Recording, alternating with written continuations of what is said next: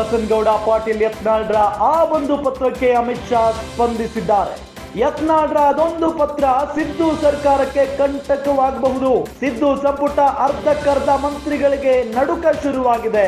ಕಾಂಗ್ರೆಸ್ ಸರ್ಕಾರದ ಭ್ರಷ್ಟಾಚಾರ ತನಿಖೆಗೆ ಯತ್ನಾಳ್ ಪತ್ರವನ್ನ ಬರೆದಿದ್ದಾರೆ. ಮಹರ್ಷಿ ವಾಲ್ಮೀಕಿ ಅಭಿವೃದ್ಧಿ ನಿಗಮದಲ್ಲಿ ಭಾರಿ ಅಕ್ರಮ ಆಗಿದೆ.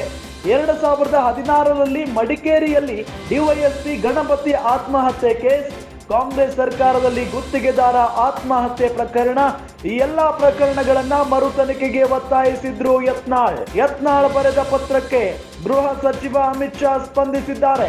ನಿಮ್ಮ ಪತ್ರ ಸ್ವೀಕಾರ ಮಾಡಿದ್ದೇನೆ ಅಂತ ಯತ್ನಾಳ್ಗೆ ಮರುಪತ್ರವನ್ನ ಬರೆದಿದ್ದಾರೆ. ಒಂದು ವೇಳೆ ಕೇಂದ್ರದಿಂದಲೇ ತನಿಖೆ ನಡೆಸಿದ್ರೆ ಕಾಂಗ್ರೆಸ್ನವರಿಗೆ ಕಂಟಕ ಕಟ್ಟಿಟ್ಟ ಬುತ್ತಿ.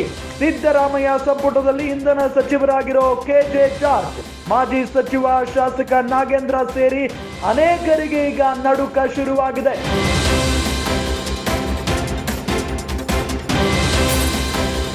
ಯತ್ನಾಳ್ ಅವರು ಬರೆದಿದ್ದಂತ ಆ ಒಂದು ಪತ್ರಕ್ಕೆ ಅಮಿತ್ ಶಾ ಅವರು ಮರುಪತ್ರವನ್ನ ಬರೆದಿದ್ದಾರೆ. ನಿಮ್ಮ ಪತ್ರವನ್ನ ನಾವು ಸ್ವೀಕರಿಸಿದ್ದೇವೆ ಅಂತ ಹೇಳಿ. ಯತ್ನಾಳ್ರ ಅದೊಂದು ಪತ್ರ ಸಿದ್ದರಾಮಯ್ಯ ಸರ್ಕಾರಕ್ಕೆ ಕಂಟಕವನ್ನ ತರಬಲ್ಲದು.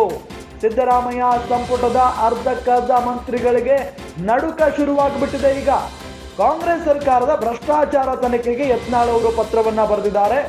ಮಹರ್ಷಿ ವಾಲ್ಮೀಕಿ ಅಭಿವೃದ್ಧಿ ನಿಗಮದಲ್ಲಿ ಭಾರಿ ಅಕ್ರಮ ನಡೆದಿದೆ.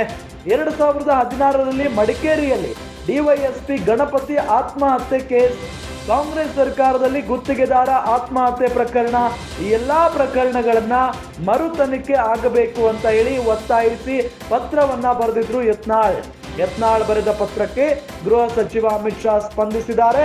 ಹಾಗಾಗಿ ಕಾಂಗ್ರೆಸ್ನ ನಾಯಕರಿಗೆ ಈಗ ಟೆನ್ಷನ್ ಶುರುವಾಗ್ಬಿಟ್ಟಿದೆ.